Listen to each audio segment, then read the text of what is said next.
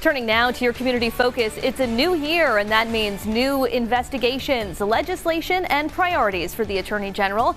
Peter Neronha joins me now live in studio. Thanks for being here. Hi, Kim. Good to see you. So before we get into the new year and your priorities for 2024, I want to start by asking you about the Washington Bridge. Now, people at home might think, what does the Attorney General have to do with the bridge?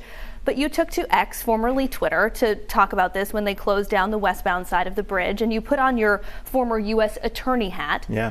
Are you expecting there to be a federal investigation into this? Oh yeah, I would expect that to be the case, and you know, I don't think it would be a criminal case, at least not in first instance. But whenever federal money is spent on a project, Federal Highway will always come in and do some kind of a review. That happened when I was U.S. attorney. We had an incident involving the new 195 bridge. Same thing happened. We ended up bringing a case against Carty Corporation for failure to do that construction the right way. So, you know, it's unclear yet exactly what happened here, but I would expect there to be at least some kind of federal involvement. What about on the state level? Is your office going to investigate? Well, it really depends. I mean, I've talked to the U.S. attorney about it, and what you're really looking for in these cases are, you know, was state or federal money spent on something we didn't get value for? So in the 195 bridge context, the state and the federal government paid for a bridge railing that failed, shouldn't have failed, and so Carty had to make that right.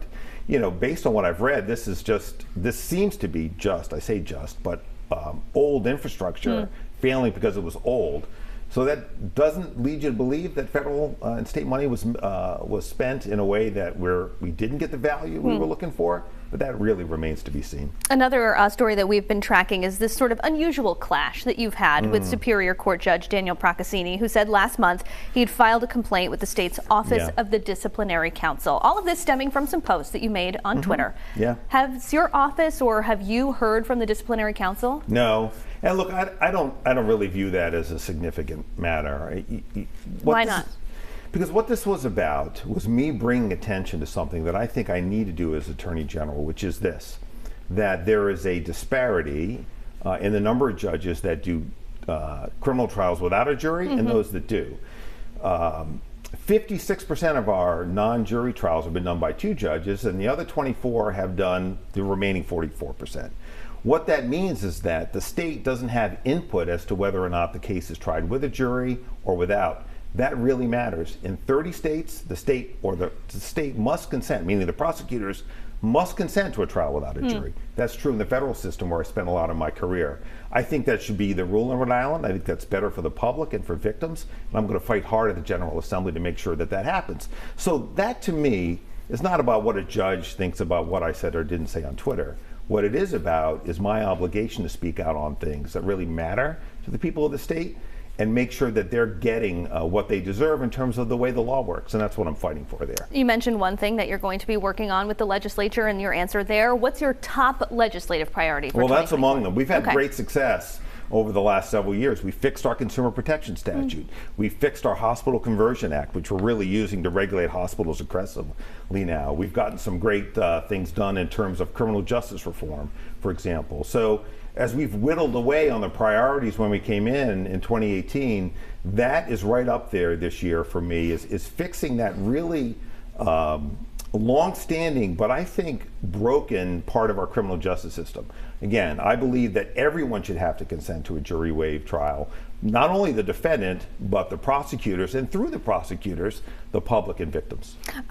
What cases can we expect to get some answers on in terms of where your investigations stand?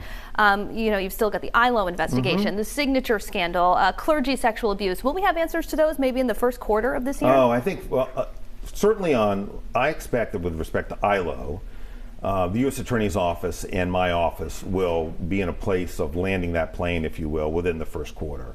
The signature investigation, that could take a little bit longer, but I don't think too much. And my expectation is that we'll have the diocese matter done before the end of the legislative session. And just quickly, before we let you go, we've got about 30 seconds. I know healthcare and the state's hospital systems is a major priority for you. What are you hoping to accomplish? Yeah, look, we have to tackle this healthcare problem. We should do a whole segment on it, Kim. The fact of the matter is our healthcare system is failing. Hospitals are in danger of closure. Providers are leaving the state. And if we don't change the way we approach healthcare, and we can do it, well, we've got to pay attention to it. We've got to focus on it. My biggest goal this year is to bring attention to that problem and get the beginnings of a fix in place. And we are just scratching the surface here. If you want to hear more from the Attorney General, he'll be our guest on this weekend's edition of Newsmakers. Attorney General, thanks so much for being here at 4. Thanks, Kim.